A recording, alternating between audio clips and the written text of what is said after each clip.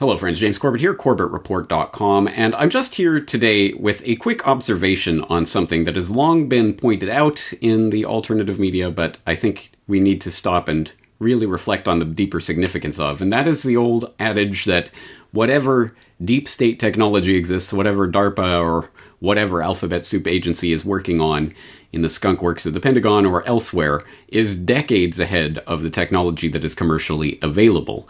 As I say, this is something of a truism amongst independent media and researchers, and it's something that strikes home time and time again as, certainly as I am doing research on the deep state and its various projects and tentacles, it comes up over and over, and that just came up in some research that I'm doing for a report that I'm currently working on behind the scenes, so I wanted to share this particular just little gem of an insight with you, which really struck home for me to once again bring that abstract idea home.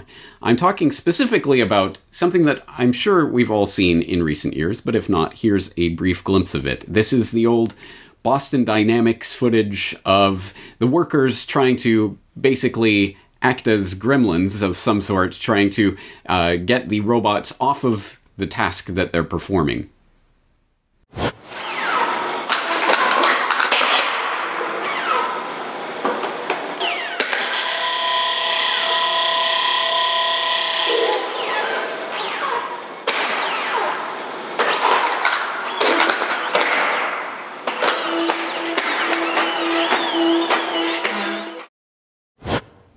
Now, as I say, you probably have seen that footage before. That video did go viral a few years ago when Boston Dynamics released it, because it does seem to portend the beginning of the robot apocalypse, as many people commented on in the various fora and in the YouTube video itself where this was posted.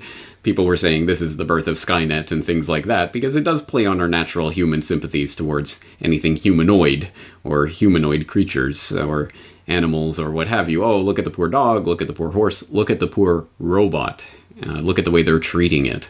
And that was a common theme in the comments for that video, and it was part of the reason I think that went viral, part of the overall agenda towards the humanization of robots that I've talked about here on the program before. But this occurs to me in a specific context. Specifically, I am doing some research on a podcast that I'm working on, and I came across the Stanford Research Institute, which, of course, was part of Stanford University, but was spun off from Stanford, is not officially linked to Stanford University anymore because of pressure brought to bear on the university by Vietnam War protesters back in the late 60s, early 70s, focusing on the Stanford Research Institute and its many government military contracts, especially with the Advanced Research Projects Agency, ARPA, now known today as DARPA, and the many military contracts that were flowing into the Stanford Research Institute at that time. But in that time period, in the late 1960s, early 1970s, Stanford Research Institute was home to, amongst other things, the Artificial Intelligence Center. Yes, you think artificial intelligence and all this AI research is brand new and cutting edge, but it's been around for over half a century at institutions like Stanford, funded, of course, by the Pentagon. And one of the projects that the Artificial Intelligence Center was working on at that time was Shaky the Robot, the world's first semi-autonomous robot that can read, respond to, and interact with objects in its environment and adjust its behavior accordingly without further human input. And this Boston Dynamics footage came to mind because, as you're about to see, it's interesting the ways that they were treating this robot that they had created, including using gremlins to try to knock it off its course.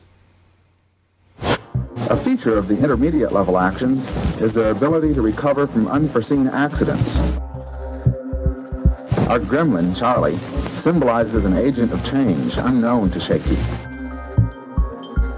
Shaky sensors tell him that the box has slipped off the push bar, but his cat whiskers tell him where the box is, so he can get behind it and resume pushing. I think that is interesting. Personally, that really struck home with me because, as I say, I immediately thought of that Boston Dynamics footage and how we are tempted to believe that we are living on the cutting edge of technology and whatever Fondle Slab or whatever else that the big tech companies are releasing is the cutting edge of technology. It was undreamt of mere years ago, and here it is in your hands, and you are on the cutting edge, and you have the most up-to-date... No, you don't.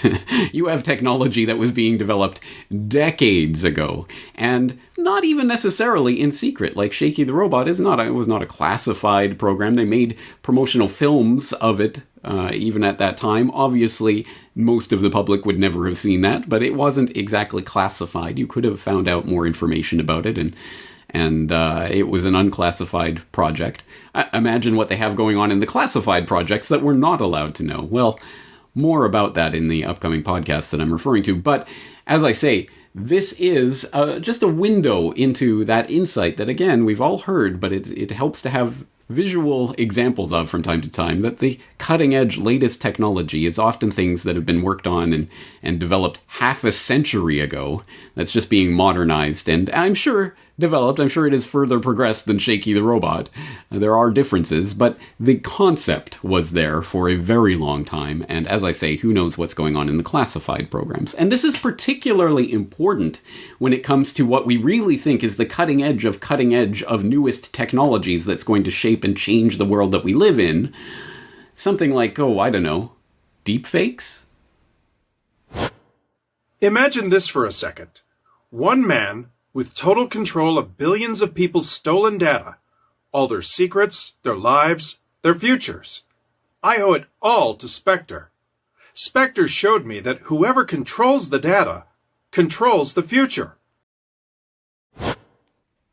Yes, in case you hadn't seen it, that was the latest deepfake that's hitting the news right now. It was posted to Instagram. It's a deepfake of Mark Zuckerberg, obviously saying something that he never said.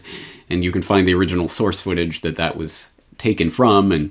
And I mean, it's detectable as a deepfake if you're really looking at it. But if you just came across that in a newsfeed, and it wasn't so obviously over the top, you might just, oh, okay, well, that's another statement from Zuckerberg without batting an eyelid. And that is the commercially available deepfake technology that we already have access to as just regular consumers in the world.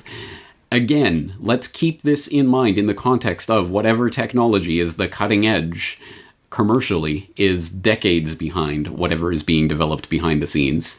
Can you imagine how much more thoroughly convincing the deepfake technology of DARPA or whoever else, whatever government agency, Alphabet Supers, have behind the scenes? And as one window into that, I will point you back to Don't Believe Your Lying Eyes, a video that I did a couple of years ago now, pointing out, as a reader emailed me with the tip, that, they were talking about this exact technology 2 decades ago in the MIT Technology Review.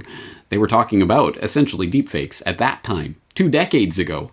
Again, this is not new technology, and it has been developed, even commercially, for a very long time, let alone, again, can you imagine what is going on in classified programs that that neither you nor I have access to? Again, it's an important point. We may know something in the abstract and kind of have that as a thought in the back of our minds, but we need it in the forefront of our minds when we're confronting stories like this, because as much as commercially available deepfake technology is going to truly change the way that we're interacting with the world of information that's coming to us from all of these mediated devices, we should already have that in mind in terms of anything that we are seeing can be, and presumably, and in some cases, is being manipulated in a similar way. And again, if we understand consciously that what we're seeing is decades behind where the real technology lies, we might have a grasp on this. It's a very deep subject, but I hope this just provides a little window into it and gets you thinking along those lines. I think there's a lot of interesting discussion to be had about this topic in general. But that's going to do it for today. I'm James Corbett of CorbettReport.com. Looking forward to talking to you again very soon.